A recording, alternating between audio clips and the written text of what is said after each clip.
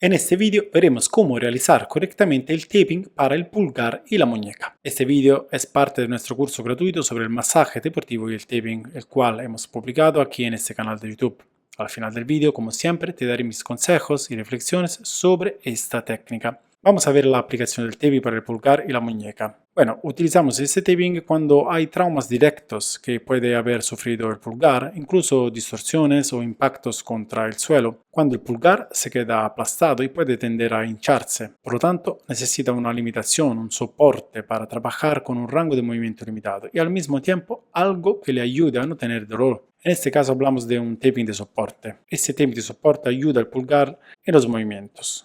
Lo ayuda a volver a su posición natural y en algunos casos lo podemos utilizar también para una inflamación del extensor. En la primera aplicación, una vez que hemos preparado la cinta, ¿cómo procedemos? Bueno, entonces anclamos la cinta en la parte alta del pulgar, donde lo envolvemos y luego bajamos dorsalmente. Bajamos hasta la muñeca sin hacer ninguna forma de tensión, de manera muy natural. Y este es el primer paso.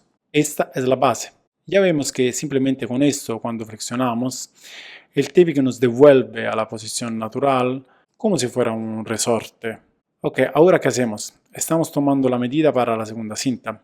Sí, para hacer los dos anclajes, interno y externo, y hacer una tracción fuerte para garantizar esta protección y estabilidad.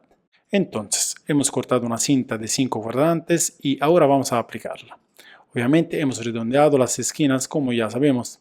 Anclamos la cinta en el interior del dedo, pasamos lateralmente. Aquí hacemos una ligera tensión que puede no verse, pero debe estar presente. Y como ves, Valerio se está asegurando que adhiera bien. Luego envolvemos la muñeca para tener un anclaje perfecto con una tensión adecuada. Ahora hemos pasado de este lado, debemos hacer lo mismo del otro lado para garantizar una uniformidad, de manera que no haya una única tracción. También en este caso con una cinta de 5 cuadrantes. Entonces tomamos la misma longitud. Es importante la colaboración del asistido en este caso, porque siempre debe ponerse en una posición adecuada. Ok, entonces empezamos desde la parte dorsal del pulgar. Hacemos que adhiera bien para que envuelva completamente el dedo. Bajamos hasta la muñeca y lo hacemos girar alrededor para terminar siempre en la muñeca y cerrar este taping.